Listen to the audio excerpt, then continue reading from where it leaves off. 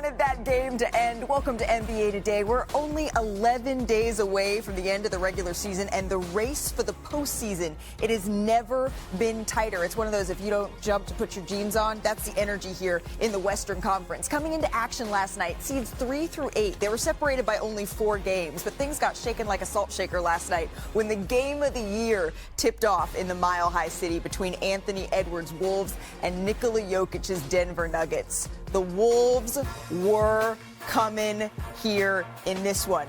We're going to pick this one up here. The final frame, fourth quarter here. Danny Green, Kendrick Perkins. No, Jokic gets it at that nail spot. That nail area is hard to guard them, hard to send double teams.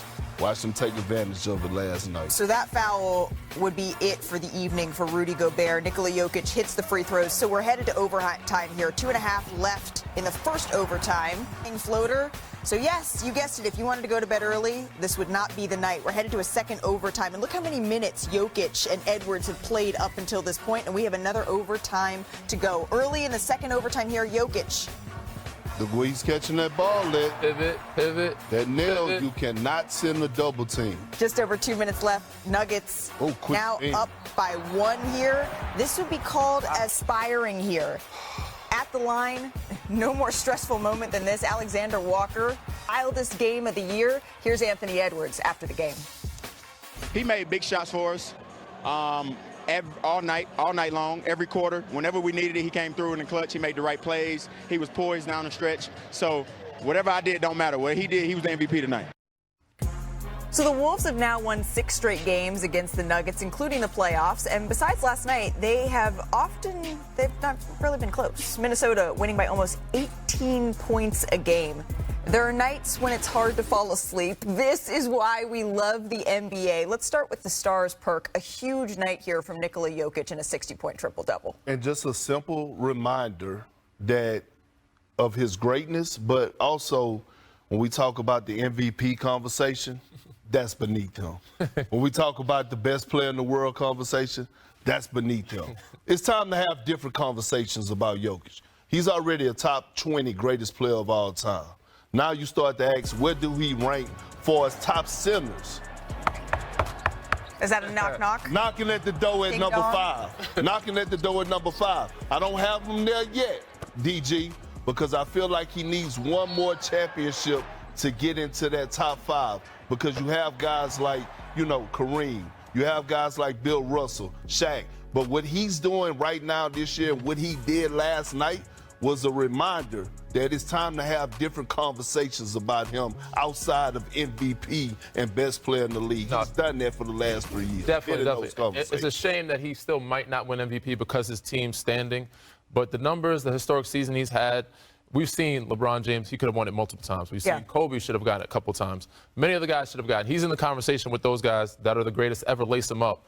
And he should be getting his flowers, rightfully so. It's just sad to see that he able to close out these wins with having these type of performances and his team not being higher in the standing. But what's cool is when you're able to see 2 players go toe-to-toe. It wasn't a 60-point triple-double, but Anthony Edwards, it was a slow burn, but he really got to go in there in the fourth and overtime. What did you see on his side? Yeah, no, he picked it up. That's what he's supposed to do. He's a star. He showed up. I mean, Julius Randle's been playing really well also, but he found his rhythm, got to the spots, not only made shots, but he made plays. He found the guys when they doubled. He got to the free throw line some, but he started knocking down his threes. Sometimes eventually a star is going to get hot. You take enough shots, stay aggressive. I love his aggressiveness. I love that he loved to take over. I still want to see him take it up just a little bit of a notch in that overtime situation where he could have been more aggressive, but he did everything he was supposed to do as a superstar player. This was the game of the year, right, Perk? Yeah, I think it topped the Cleveland OKC. That one was pretty good, but it was right up there. These are the nights that it's like you're already looking forward to coming into the show the next day to be able to dissect every angle of this game.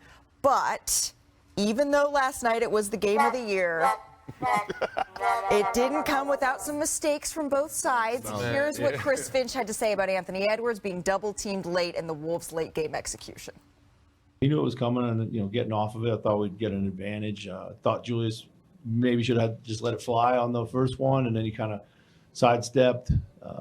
Then the one in the post in double overtime, the slip was going to be there. but yeah, Ant gave it up, and he's making the right play there. I feel awful for Russ. That last play, we get the turnover, we don't convert, and then the foul. But it was not from a lack of effort or care. And sometimes it goes like that. Listen, emotion make you cry sometimes, damn it. But last night was a brawl for it all. I got my boy DG up here. Combined, we got a whole lot of championships, a whole lot of finals experience. We got to talk about some of the things that we saw last night on the bad side of things. I'm going to let DG talk about Minnesota, Anthony Edwards, which he highlighted minutes ago, about how he could have been more aggressive. Yeah, this is a situation, first time, 112 tied up. The first double team, you don't expect to come in. They try to set a horns action. Julius Randle, okay, I'll live with him taking a shot. Didn't hit the rim, but he got a decent look. Same scenario right here. Tied up, 7 seconds. You know the double team's coming. At this point, you got to know, Anthony Edwards, you got to find a counter to make sure you get the last shot. Double team comes again. He could have been way more aggressive in this situation. Just let it happen. Found his guys. They get Nickeil Alexander-Walker for the one dribble pull-up. Another shot that does not hit the rim. He's not happy with the situation. I put a lot of this on Finch and not finding counter moves to get Anthony Edwards and put him in right positions to not get double teamed. Like you said, that nail area is where you kind of want to get him. You put him in a bad spot here. Another situation in the corner where they get a double.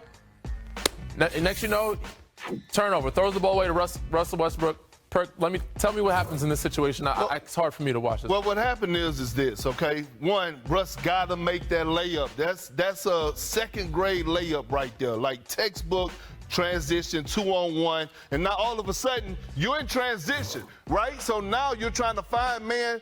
You see guys are scrambling, and Russ, the competitive guy that he is, he closed out on the shooter, and then unfortunately he fouls him, and now all of a sudden Alexander Walker goes to the line, knocked down 3 free throws, and the rest is history. But let me tell you something about this man right here.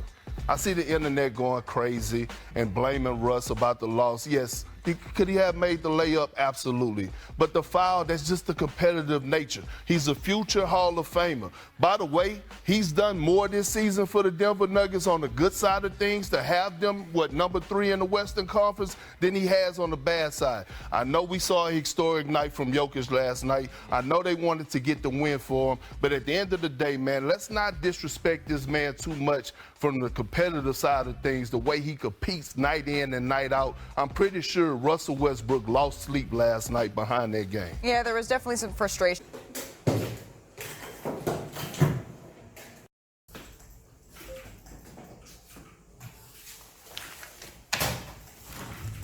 Xin chào cả mọi người đã quay trở lại với kênh của mình. Ngày hôm nay mình sẽ tiếp tục hướng dẫn các bạn làm vòng. Vòng hôm nay của mình sẽ có tiêu đề là bút mực. Mọi người, hôm nay vòng của mình sẽ có tiêu đề là sáp ong. Bây giờ mình bắt đầu làm nha.